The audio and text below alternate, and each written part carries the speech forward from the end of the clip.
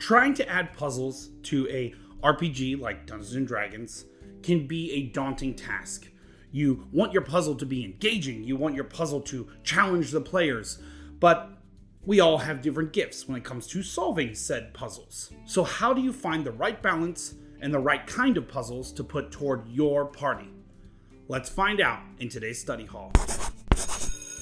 Puzzles can give your players a different challenge to overcome rather than just combat or even role-playing diplomacy type situations. Generally, I think most puzzles in D&D fall into two categories: active puzzles and passive puzzles. Active puzzles require everyone at the table to stop their progression, whether it's through a dungeon or through a specific room, challenge, whatever. It brings gameplay to a halt until that puzzle is solved. A perfect example is they come to a room with a locked door and they have to figure out how to unlock this door through some sort of puzzle solving ordeal. This is the type of puzzle I think most players in D&D are familiar with. I think the most important thing when considering adding an active puzzle to your game is make sure that there are multiple ways in which the party could solve the puzzle. 9 times out of 10, the players will think of some way around it, and I think sometimes it's best to let them go with what they believe the best solution is, even if it's not what you had planned initially. I think it's important to read the table as the puzzle is being solved, and if you notice the morale of the table start to dip, it's better to start offering hints and clues sooner rather than later. RPG Academy's motto is, if you're having fun, you're doing it right. And I think during puzzles, this comes into play most of all. If you look around and not everybody's having fun, then maybe you're not doing it right. And that's why I like to employ passive puzzles. Passive puzzles don't require a full stop of play at the table. It allows those people who enjoy solving puzzles or cracking codes to do that while the game is still going on. For example, during our campaign, one of our player characters really enjoyed solving puzzles, while the rest of the party kinda hated it. And so, during a part of the campaign where everyone was separated and kept in different cells, they were captured by the drow in Mezzobaranzan, the player who enjoyed puzzle was locked up with a gnome who had a strange device they were tinkering with. And so the gnome offered the player character a chance to tinker with the device as well.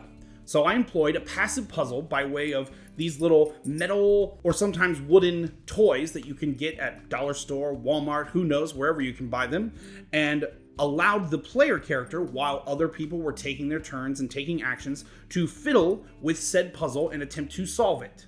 And once solved, that player was given an in-game reward of whatever was inside the tinkerable device. Another example of this kind of puzzle would be a secret code. Perhaps a message is dropped at the party's feet by a secret ally or maybe enemy. Give the players the secret message with the decode key, so while other players are taking their turns and doing actions, those who enjoy code cracking and puzzle solving can decrypt that message without making everybody stop and do the puzzle together. I think that's the best way to employ puzzles, so those who enjoy it get to have a chance to do it, and those who don't so much enjoy it can still continue the game without totally stopping.